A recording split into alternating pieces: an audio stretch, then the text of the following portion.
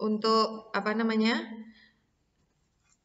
Kisi-kisi ujian praktik itu sudah saya sampaikan kemarin ya, sudah dibaca? Sudah dibaca semua?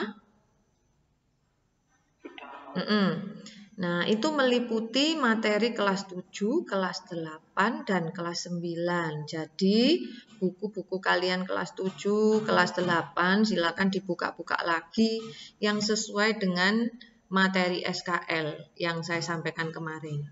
Nah, kalau kemarin saya sempat memberikan materi tentang tanah ya, setelah bioteknologi, itu ternyata di SKL tidak ada. Berarti ya udah wis nggak usah dipelajari, nggak apa-apa. Makanya tidak saya lanjutkan.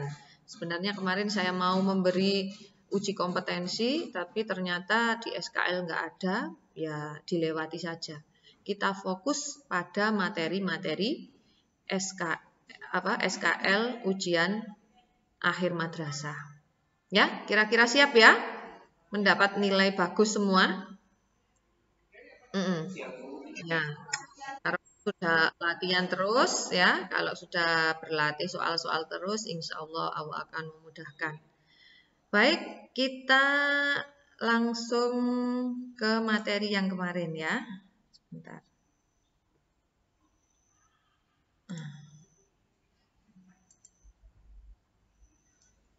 Sudah terlihat? Sudah muncul? Di layar kalian sudah muncul? Nah, sudah. Nah, baik. Kemarin yang pertama SKL yang pertama adalah menentukan atau menentukan hasil pengukuran massa benda ya. Sebenarnya ini kan banyak, mengukur panjang, mengukur volume, mengukur waktu, tetapi nanti yang keluar adalah massa benda. Jadi kamu fokus ke ini saja. Ya. Nah, ini adalah neraca Ohaus ya. Neraca Ohaus. Oh maaf, ini neraca satu lengan ya. Nah, tetapi di sini ada angka ratusan, puluhan, dan satuan. Bagaimana cara membacanya? Apabila jarum terletak di angka 400, kemudian yang ini terletak di angka 30, di sini terletak di angka 7. Berarti tinggal menjumlahkan saja ya. Semuanya satuannya adalah gram. Berarti ini dibaca berapa? 437. Gitu ya. Jelas ya? Yang kedua, apabila ada timbangan seperti ini. Nah, menimbang itu kan harus seimbang ya. Ini batu A itu berapa? Nggak tahu.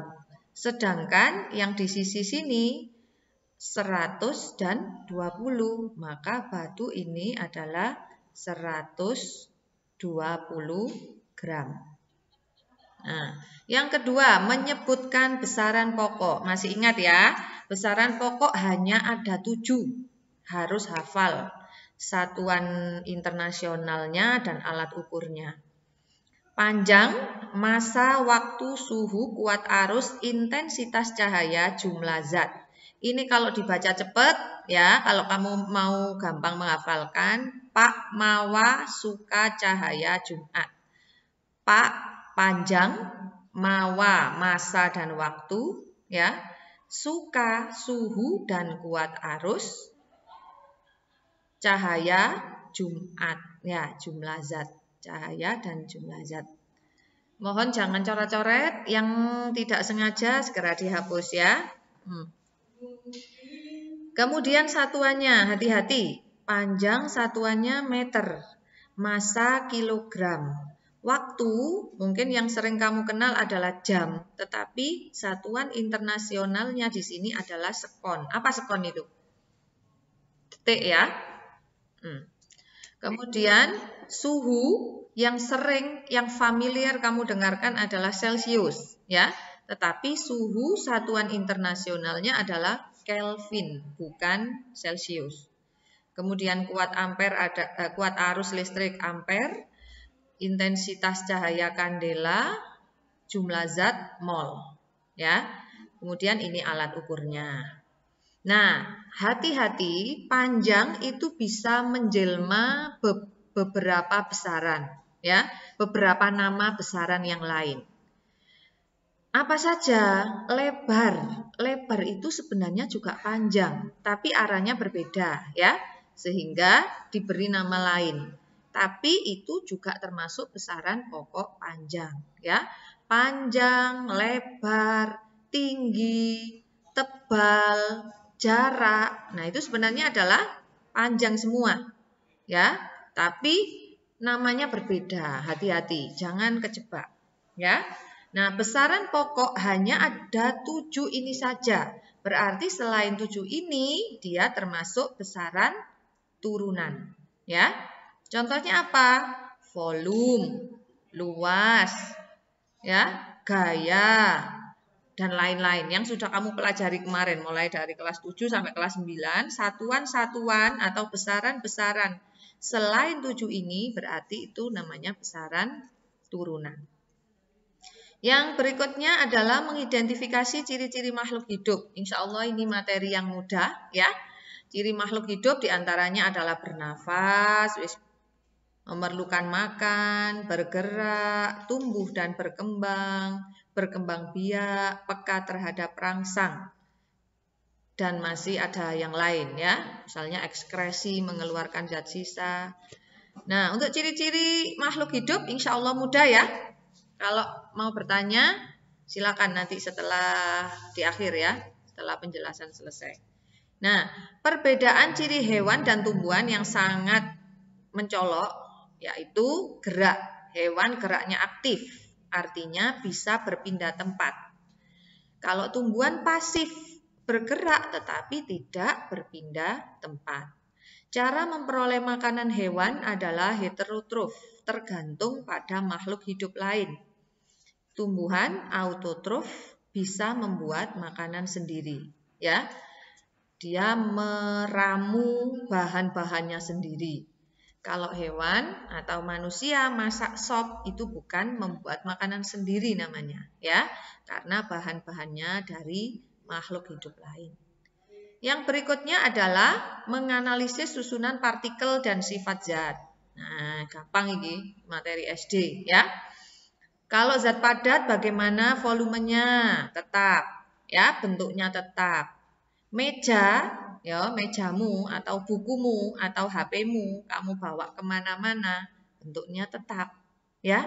Bahkan kamu bawa ke matahari pun bentuknya akan tetap. Ya, ada yang mau bawa ke matahari?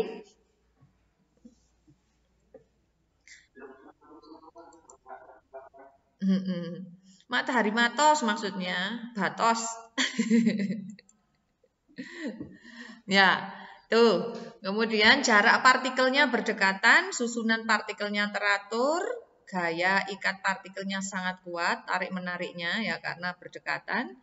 Kemudian tidak dapat meninggalkan kelompoknya. Nah, ini setia sekali ini ya partikelnya zat padat. Kemudian zat cair, volume tetap, bentuk berubah. Apabila diletakkan di botol, bentuknya seperti botol. Dalam mangkok seperti mangkok, seperti itu ya. Gas, volume berubah, bentuk berubah. Karena apa? Gas bisa menguap ya. Kamu mau memindahkan udara yang ada di balon, kamu pindahkan ke botol. Apa yang terjadi? Pasti ada yang menguap ya. Jadi volumenya pasti berubah. Yang berikutnya adalah mengelompokkan zat berdasarkan susunan molekulnya. Nah, ini materinya yang mana ini? Materinya adalah unsur senyawa campuran. Ya, gampangannya unsur adalah zat tunggal yang tidak dapat diuraikan lagi menjadi zat-zat yang lebih sederhana. Contohnya aluminium, nitrogen, oksigen, dan masih banyak lagi. Kamu ingat enggak kelas 7 dulu punya tabel sistem periodik. Nah, itu semuanya adalah unsur yang ada di situ. Nah, unsur ada unsur non-logam, semi-logam, dan unsur logam. Adapun perbedaannya logam dan non-logam, kalau logam itu penghantar panas yang baik, kalau non-logam tidak bisa menghantarkan panas. Nah, unsur logam titik didihnya tinggi, dapat direnggangkan, mengkilap pada umumnya, berwujud padat kecuali air raksa, dapat ditempa. Sedangkan non-logam sebaliknya dari ini. Ya, senyawa adalah gabungan dari unsur. Ya, gabungan dari dua unsur atau lebih. Perhatikan, H2O itu adalah air. Terdiri dari unsur hidrogen dan oksigen. NaCl terdiri dari unsur natrium dan klorin. Ya, berarti ini adalah senyawa karena gabungan dari dua unsur. C6H12O6 gula. Ya, ini adalah rumus dari gula, rumus kimianya gula. Ini juga senyawa karena terdiri dari beberapa unsur yaitu C, H, dan O. Gitu ya. Campuran adalah gabungan beberapa senyawa. Air tadi kan senyawa, garam senyawa digabung berarti namanya larutan garam. Ini adalah campuran. Air sungai, air gula, es campur, nasi pecel itu termasuk campuran. Sudah sarapan belum? Ngomong-ngomong nasi pecel. Nah, iya. Paling ada yang belum mandi ini juga ini ya. Kok nggak dilihatkan wajahnya ini. Nah, macam-macam campuran, ada campuran homogen dan heterogen. Perbedaannya apa? Campuran homogen adalah campuran dua zat atau lebih yang partikel penyusunnya tidak dapat dibedakan lagi. Ya, air garam. Kalau sudah dicampur, kalian bisa membedakan mana airnya, mana garamnya? Tidak bisa. Ini namanya campuran homogen. Sebaliknya campuran heterogen adalah campuran yang penyusunnya dapat dibedakan satu dengan yang lain. Kamu makan nasi pecel, jelas nasinya mana, kulupnya mana, mendolnya mana. Nah, itu termasuk campuran heterogen. Yang berikutnya adalah, nah ini perbedaan unsur senyawa campuran bisa dibaca sendiri. Yang berikutnya adalah perubahan kimia. Ini temannya perubahan kimia itu ada perubahan fisika, ya. Nah, kamu juga harus paham dua-duanya. Kalau nggak paham, berarti nanti nggak bisa menentukan perubahan kimia yang mana, ya. Yang jelas perubahan kimia adalah perubahan yang menghasilkan zat baru. Perubahan kimia tidak bersifat tidak dapat kembali, ya. Besi berkarat, kira-kira bisa menjadi besi lagi? Besi yang baru? Yang seperti awal? Tidak bisa. Nah, ini termasuk perubahan kimia. Air susu menjadi masam atau basi. Tidak bisa menjadi susu segar lagi. Nah, ini termasuk perubahan kimia. Pembakaran kembang api. Kembang api yang sudah dibakar jadi abu. Nggak bisa balik ke awal lagi. Apel membusuk, singkong diolah menjadi tape. Ini termasuk contoh-contoh perubahan kimia. Nah, yang sebaliknya adalah perubahan fisika. Ya, contohnya kayu diubah bentuk menjadi meja dan kursi. Nah, itu sebenarnya bukan zat baru, ya, tetapi bentuknya saja yang berubah. Kemudian beras digiling menjadi tepung. Nah, itu juga perubahan fisika. Pokoknya yang tidak menghasilkan zat baru dan bisa berubah ke bentuk semula, itu adalah perubahan fisika. Misalnya es batu mencair, bisa menjadi es batu lagi, bisa di freezer, ya. Nah, itu perubahan fisika. Yang berikutnya adalah mengidentifikasi zat yang termasuk sifat asam basa dengan indikator kertas lakmus, ya. Nah, ini gampang. Kamu harus tahu ciri-cirinya asam, rasanya masam, kemudian terasa menyengat bila disentuh, korosif terhadap logam, dapat menghantarkan listrik, mengubah lakmus biru menjadi merah, pH kurang dari 7. Ini contoh-contohnya, tapi kita fokus ke ini ya, asam basa dengan indikator kertas lakmus. Nah, kita fokus ke sini. Bagaimana sih kerja kertas lakmus itu? Kertas lakmus ada dua macam, yaitu biru dan merah. Apabila lakmus biru dan merah ini dicelupkan ke senyawa asam, maka dua-duanya hasil akhirnya adalah merah. Yang biru berubah menjadi merah, yang merah tetap merah. Ya, intinya kalau senyawa asam hasil lakmus biru dan merah yang dicelupkan itu asam dua-duanya. Kalau basa biru dua-duanya. Kalau garam tetap dua-duanya, ya, biru tetap biru, merah tetap merah. Seperti itu. Ya. Kalau kamu sulit menghafalkan, kamu ingat B, basa, basa biru. Sama kan ini B, B, B, B semua. Nah, berarti kebalikannya asam adalah merah. Paham ya? Nah, untuk yang sekarang kita bahas ada 7 kisi-kisi atau 7 SKL. Kemudian untuk berikutnya nanti juga demikian ya. Jadi sampai akhir Maret insya Allah kita sudah siap karena sudah mempelajari semua materi yang akan diujikan ya. Nah, ini nomor 1. Siapa yang mau menjawab X-nya berapa? Kemarin sudah ada beberapa yang menyetorkan, yang nggak menyetorkan ya sudah saya serahkan kepada malaikat Rokib dan Atid ya untuk mencatatnya. Silakan siapa yang mau menjawab nomor 1? Nah, jangan menunjuk diri sendiri saja. Ayo yang sudah ngerjakan atau yang sekarang belum mengerjakan dan langsung tahu jawabannya, silakan. Ayo waktunya nggak banyak. Berapa? 1000 gram. Ya. 1000 gram dari mana? Nah, ini kan harus seimbang, ya. Ini 1,5 kilogram sama dengan berapa gram? 1.500. Sedangkan yang di sini hanya 500, berarti kurangnya berapa? 1000. Betul ya? Pinter wes. Nomor 1 pasti benar, nggak boleh salah. Nomor 2. Nah, siapa yang mau menjawab nomor 2? Siapa sih sing ngomong Aldino? Aldino silakan jawab. Radit ya? Radit iku sing ngomong ya. Dit. Jawaban Dit. Ayo. Baterainya hampir habis ini dan saya juga mau rapat. Hah? Belum mengerjakan? Jujur sekali kamu, jujur yang tidak baik. Yang lain? B. Perhatikan, panjang satuannya kilometer. Betul apa salah?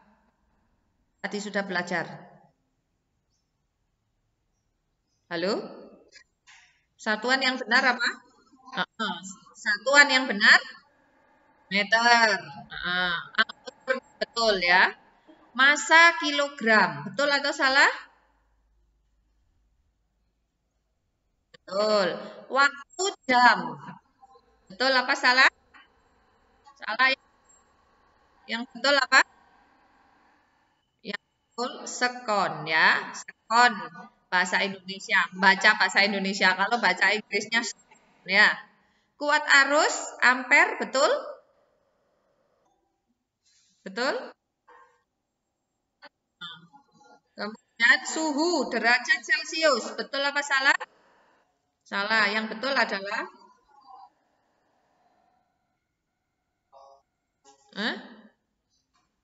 yang betul adalah apa tadi? Kelvin ya. Berarti dari nomor 1 sampai 5 yang betul adalah 2 dan 4. Betul ya, jawabannya B. Yang berikutnya, ciri yang ditunjukkan seperti ini. Yang betul apa ini?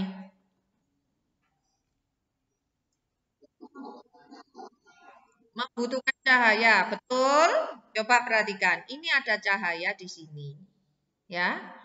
Kemudian ini ruangannya tertutup, ya.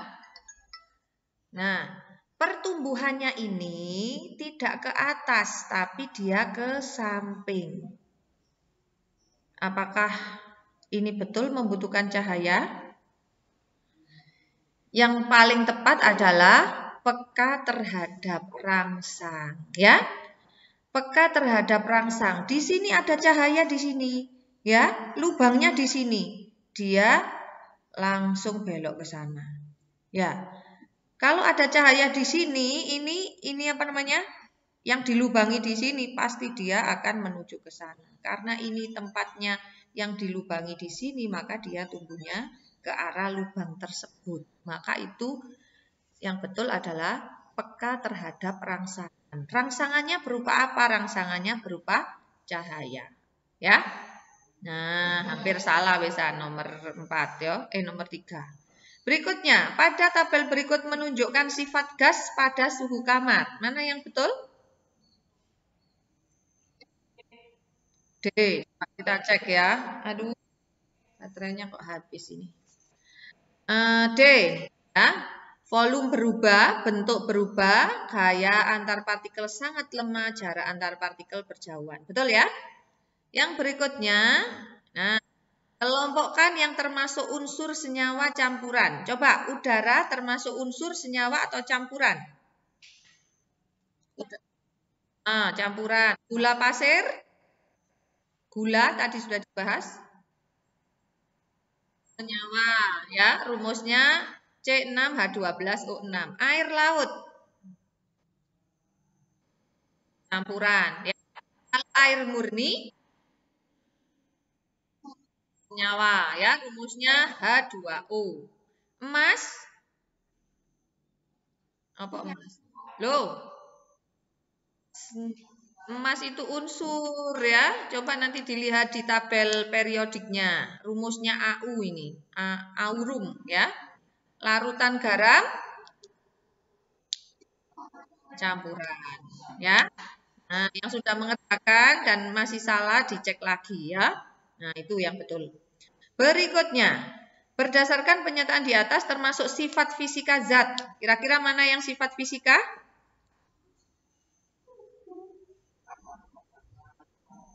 Menghantui panas, sifat fisika. Mana lagi? Dapat dipotong ya. Pokoknya yang tidak merubah itu adalah sifat fisika. Kalau ini berkarat, bereaksi itu sifat kimia. Nah, dari sifat fisika dan kimia itu ada perubahan kimia dan fisika. Nah, ini mana termasuk perubahan kimia? Yang mana yuk? Halo? Satu. Jadi arang ya, nggak bisa balik. Terus? Nomor berapa lagi? 2. Ketela difermentasi jadi tape. Tape so jadi ketela lagi? Nggak bisa ya. 1, 2 ya. Coba kita cek nomor 3. Air laut menguap, mengembun. Nah, kalau perubahan wujud itu fisika ya. Menguap, mengembun, menyublim, menghablur. Nah, besi dipanaskan. Nah, bisa dingin lagi. Berarti fisika. Nomor 7. Yang bersifat asam. Tadi asam ya apa rumusnya? Asam merah-merah. Kok iso biru iku lho, Rek. Merah-merah. Mana lagi? Coba nomor 1 apa? Dek, saya tanya nomor 1, asam basa apa garam? Asam. Nomor 2, basa. Nomor 3. Nomor 3 ini enggak ada. Ya, kejebak ini. Merah jadi biru, biru jadi merah. Kaono, ini enggak ada di rumus ini. Ya.